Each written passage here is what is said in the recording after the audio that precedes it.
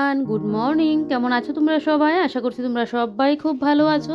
যে যেখানে আছো ঈশ্বরকে পাই সুস্থ আছো। ত্রিপুরা ছোট্ট একটি গ্রাম থেকে আমি বান্টি তোমাদের সাথে একটি নিউ ব্লগ শেয়ার করছি। আই হোপ আজকের ব্লগটাও তোমাদের খুব খুব ভালো লাগবে। আজ হলো শনিবার, তো এদিকে ঘুম থেকে উঠে কিন্তু আগে আমি চা বসাইনি, চাটা কিন্তু একটু পরেই বসিয়েছি। চার আগে কিন্তু আমি ডিম সেদ্ধ করে নামিয়ে নিয়েছি। এক পাশ দিয়ে আমি আবার ভাত বসিয়ে দিয়েছি, আরেক পাশে আবার এদিকে বেগুনও ভাজতে বসিয়ে দিয়েছি। কারণ আজকে সকাল সকাল আমার ঘুম ভেঙেছিল 7:30টার সময়। তারপর না আমি ভাবলাম যে এত সকাল সকাল উঠে কি করব, যে একটু পরেই আমি উঠবো। তারপর তো ঘুম ভাঙলো 9টা বাজতে 15 মিনিট বাকি। উঠে তো আমার চক্ষু চুরক গাছ। তারপর মানে ইষ্টবিধিটা এখন আর করি না, বা সবসময় যে বলি ইষ্টবিধি করি, তাই জন্য মুখ দিয়ে চলে এসেছে। মানে বাসিঘরটা ঝাড় দিলাম, ঠাকুর প্রণাম করলাম ফার্স্টে, তারপর মুখটা ধুয়ে বাসিঘর ঝাড় দিয়ে সোজা চলে আসলাম রান্নাঘরে।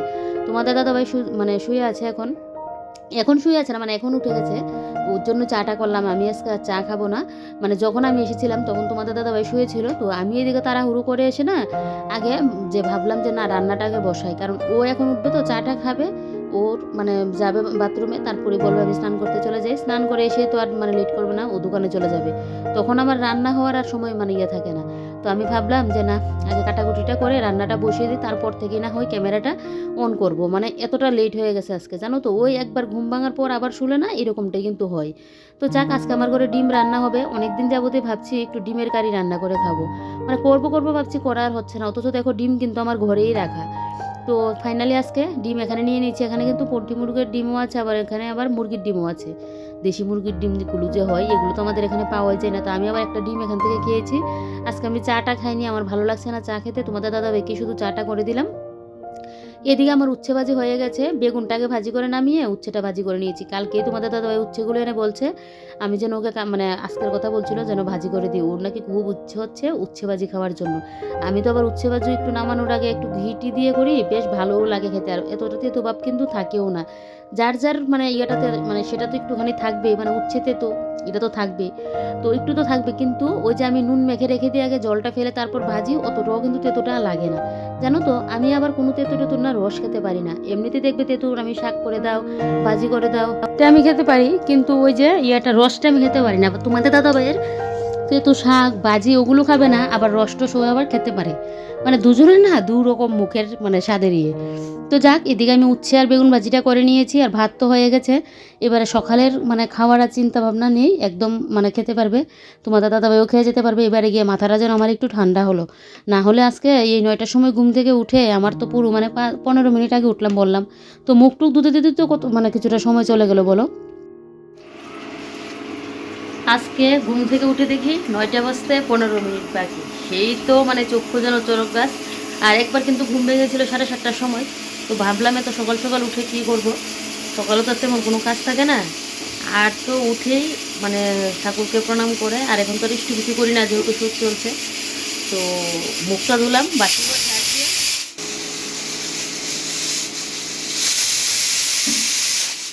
তারপর বাসিঘর ঝাড়টার দিয়ে এসে আগে এদিকে রান্না বসালাম। তো আজকে তো ডিম রান্না হবে, ডিমটা সেদ্ধ বসালাম। তোমাদের দাদাভাই উঠলো পরে, তো ওকে আবার চা বানিয়ে দিলাম। আমি আজকে চা খাইনি, আমি ডিম সেদ্ধ খেয়েছিলাম। ডিম কবে এনে রাখলো মুরগির ডিমগুলো, সেদ্ধ আর খাওয়া হয় না। তো আজকে যেহেতু মানে রান্নাও করবো ডিম, তো ভাবলাম যে না সেদ্ধই করবি। আর এদিকে মানে এই ঘরে যে আসলাম, উঠে ওই ঘরে আর যেতে পারিনি। বিছানা জানি না গুছানো হয়েছে কিনা, জানি না বিছানা কিনা গুছানো হয়েছে কিনা, কারণ যেহেতু তোমাদের দাদাভাই পরে উঠেছিল তাই। তো এদিকে এখন ভাত হয়ে গেছে দেখলেই, আর উচ্ছে আর বেগুন ভাজি করেছি। তোমাদের দাদা ভাইয়া নিয়েই বলছে ওকে যেন কালকে আমি উচ্ছে বেগুন ভাজি করে দিই। ওর নাকি খুব ইচ্ছে হচ্ছে উচ্ছে ভাজি খাওয়ার জন্য। তো উচ্ছে বেগুনটা ভাজি করলাম। আর এখন আজকে রান্না করবো এই ডিমের কারি রান্না করব। আর কোনো কিছু করব না, কারণ কালকের আবার কাঁঠাল তরকারি যে রান্না করেছিলাম, তো কাঁঠাল তরকারি একটুখানি আছে, এটা দিয়ে আমাদের দুপুর পর্যন্ত হবে। আর রাত্রিবেলায় তো ডিম থাকবেই, আর একটা কোনো কিছু ভাজি টাজি করলে কিন্তু হয়ে যাবে। আমারও ইচ্ছা হচ্ছে আজকে একটু ডিমের কারি খাওয়ার জন্য, বেশ ঝাল ঝাল করে। তো যাই হোক চলো এদিকে করে নিই, এখন ডিমটা নামিয়ে নিই। আমি তো ভাজি করে নিয়েছি। কি হয়ে গেছে দেখলে তো, এই ডিমটা দেখো, কুসুম ছিল এটার, কুসুমটা করে উঠে দেখো কি অবস্থা হয়ে গেছে। তো চলো হ্যাঁ ফেরে ডিমগুলো নামিয়ে নিই একটা একটা করে। আর এক পাশে তোমাদের দাদাবার জন্য কিন্তু আমি গরম জলও বসিয়ে দিয়েছি। ও যাবে এখন স্নানে। এই যে দেখো গরম জল বসিয়ে দিলাম। ইন্ডাকশানটা থাকাতে আমার বেশ সুবিধা হয়েছে, কারণ গরম জল, চা, তারপর দুধ গরম করা, তারপর রান্না করার যে কোনো তরকারিপাতি সেদ্ধ করা সব কিছু কিন্তু আমি ইন্ডাকশনের মধ্যেই করি। বেশ ভালো, না হলে তো আমার গ্যাসটাও তাড়াতাড়ি শেষ হতো। যদিও কারেন্টের বিলটা তো উঠছে, একদিকে না একদিকে ইয়ে হচ্ছে, তারপরেও আমি মনে করি ভালো তো।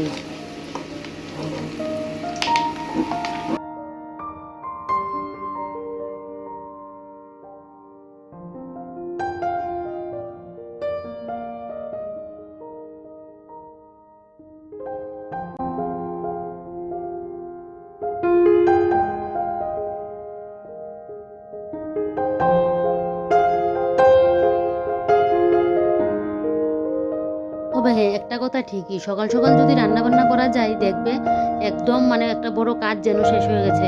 শীতের সকাল আর গরমের সকালই বলো, স্নান করে নিলে যেরকম একটা বড় কাজ শেষ হয়, এরকম রান্না বান্নাটা শেষ করে নিতে পারলে দেখবে সারাদিনের একটা কাজ যেন শেষ হয়ে গেছে।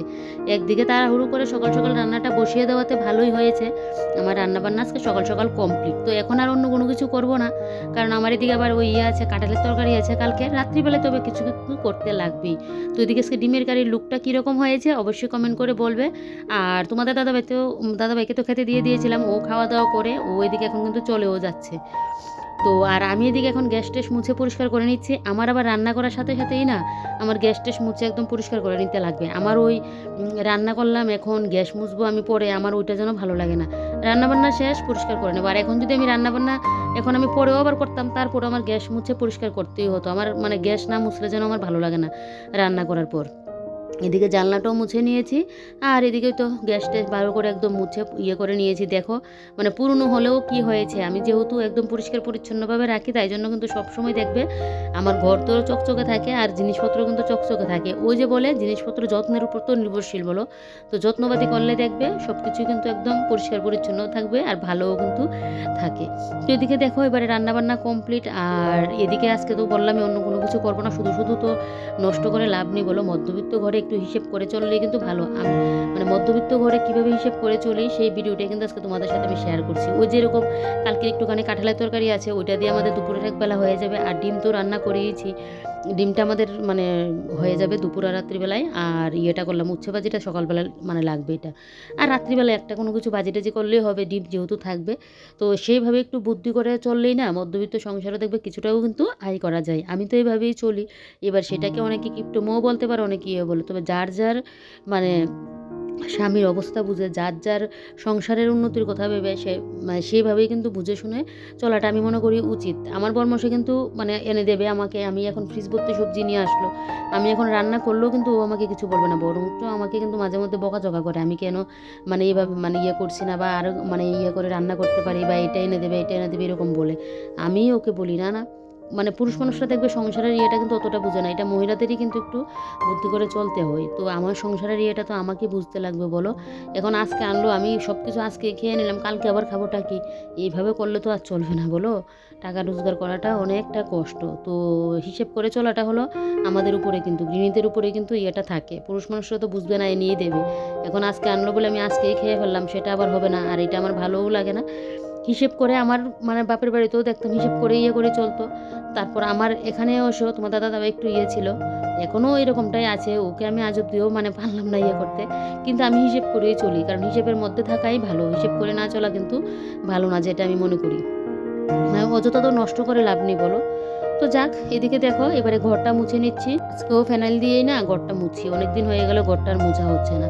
আর আমি কিন্তু মাঝখানে খাওয়া দাওয়া করে নিয়েছি, খাওয়া দাওয়া আমার কমপ্লিট হয়ে গেছে। তোমাদের দাদাভাইও বেরিয়ে পড়লো, আর আমি ওইদিকে খাওয়া দাওয়া করতে বসলাম।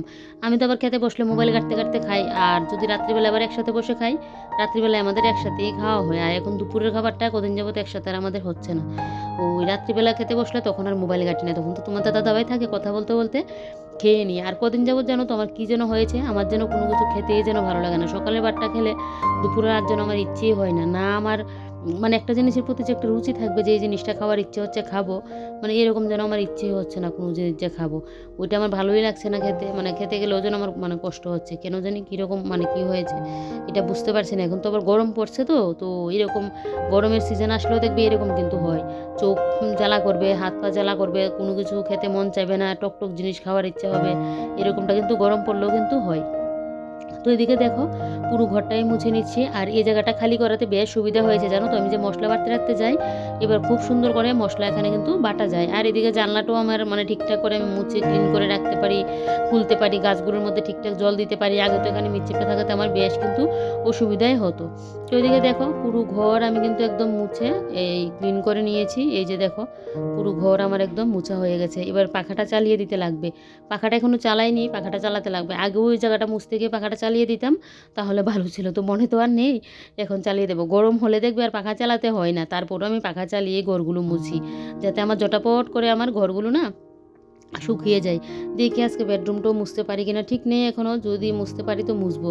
আমার জন্য একটুখানি কাজ করলেই যেন এখন কি মনে হয় কতখানি কাজ করে নিয়েছি, মানে এনার্জি যেন শরীরের মধ্যে নেই। আর দেখো ঘরটা এবার মুছার পর কি ভালো লাগছে না দেখতে, বেশ কিন্তু ভালো লাগছে। এদিকে আমার শাশুড়ি মা এসে বসলো, তো আমি শাশুড়ি মার সাথে কথা বলছি আর এদিকে চুলটা একটু আঁচড়ে নিচ্ছি। সকালবেলায় তো আজকে হুলস্থুর কাণ্ড, ওই যে লেট করে ঘুম থেকে উঠাতে, তার উপর এদিকে চুল টুল আর আঁচড়ানোর সময় পাইনি। এমনি তো আমার সকালবেলায় উঠে যে একদম চুল টুল আঁচড়ে পরিপাটি হয়ে কাজে হাত দেবো, ওইটা আর আমার হয় না। তো ওইদিকে আমার শাশুড়ি মার সাথে কথা বলছিলাম, ওই কালকে আমাদের আবার ঠাকুরের বাৎসরিক যে উৎসবটা ওইটা কালকে হবে। তো ওইখানে আমরা ঠাকুরের মন্দিরের সামনে যেতে পারবো না, এমনিতে না হলে কিন্তু প্রসাদও নিতে পারবো, পুরো দেখতেও পারবো। আশ্রমের লোকেরাই বলেছিল। আর আমি তো প্রণামী দিয়ে এসেছিলাম, দেখলে তোমরা আমাদের সুচ পড়ার আগের দিনেই আমি গিয়ে ঠাকুরের প্রণামীটা কিন্তু দিয়ে এসেছিলাম। তো বলছিল খুব সুন্দর করে কিন্তু করছে, মানে 4টা জায়গার উৎসব না একসাথে হচ্ছে। তো আমাদের এখান থেকে কিন্তু অনেকটা দূরেই হচ্ছে, তো দেখা যাক কালকে যাই কিনা। তো গেলে তো অবশ্যই তোমাদের সাথে শেয়ার করবো। বলছে খুবই নাকি সুন্দর হবে মানে ইয়েটা। তারপর ওই আসাম থেকে নাকি একজন মানে গান মানে ইয়ের জন্য আসবে, গান গাইতেও একজন নাকি আসবে শুনলাম। তো খুবই নাকি মানে জমজমাট করে বেশ বড় করে নাকি ইয়েটা হচ্ছে। তো দেখা যাক, যাই যদি অবশ্যই তোমাদের সাথে তো শেয়ার করব। আর এদিকে দেখো এই যে ছোট্ট ট্রেটার মধ্যে জিনিসগুলো আছে, এই নেল পলিশ, তারপর ফুটা, ক্রিম, এগুলোকে এবারে গুছিয়ে গুছিয়ে এখানে রাখছি। এই যে আর এদিকে চুলটা তো ইয়ে করে নিলাম, আর এগুলোকে এবারে গুছিয়ে নিলাম। আমার আবার এই জায়গাটা যদি আগোছালো হয়ে থাকে না আমার আবার ভালো লাগে না, তো তাই জন্য এই জায়গাটা একটু গুছিয়ে নিয়েছি। আর এদিকে দেখো ওই যে ইয়েটা স্পাইডার প্ল্যান্টটা, ওইটার নিচের জায়গাটা একটু ভালো করে মুছে দিচ্ছি। এই যে দেখো আজকে আমার বাইরের গাছগুলোর মধ্যে না জল দিতে লাগবে, মানে দুদিনও যায় না জানো তো। আমি কিন্তু একদিন বাদে বাদে কিন্তু জল দিই, গাছগুলোর মধ্যে জলটা দিতেও কতক্ষণ সময় লাগে। তার উপর যদি উপরের ইয়েটার মধ্যে ট্যাপটা লাগানো যেত তাহলে তো আমি পাইপ দিয়ে জল দিতে পারতাম, কারণ বড় পাইপ তো আমার ঘরে আছে। কিন্তু ওই যে সমস্যা, একটা ছোটো ট্যাঙ্কিটার মধ্যে লাগানো যায় আর ওটার স্পিডও থাকে না, আর পাইপটা যদি দূরে নিয়ে যায় তখন আবার জলও দেওয়া যায় না। একদিন আমি ইয়ে করেছিলাম কিন্তু হয়নি। তো দেখা যাক ওই বড় পাইপটার মধ্যে যদি কোনো কিছু এরকম একটা লাগানোর ব্যবস্থা থাকে তাহলে কিন্তু পাইপ ধরে আমি সব গাছের মধ্যে জল দিয়ে দিতে পারবো, টেনে টেনে আর জলটা দিতে হবে না। তো তোমাদের দাদাভাইকে বলতে লাগবে। তো এদিকে দেখো এই ঘরে যা কাজ করার টুকিটাকি কাজ আমি করে নিলাম, নিয়ে এদিকে এবার এখন আমি ঘর তো ঝাড় দিয়ে নিয়েছি, এবার আমি এখন বাইরেটাও ঝাড় দিয়ে নিচ্ছি। এই যে দেখো এই জায়গাটা ঝাড় দিয়ে নিলে বেশ।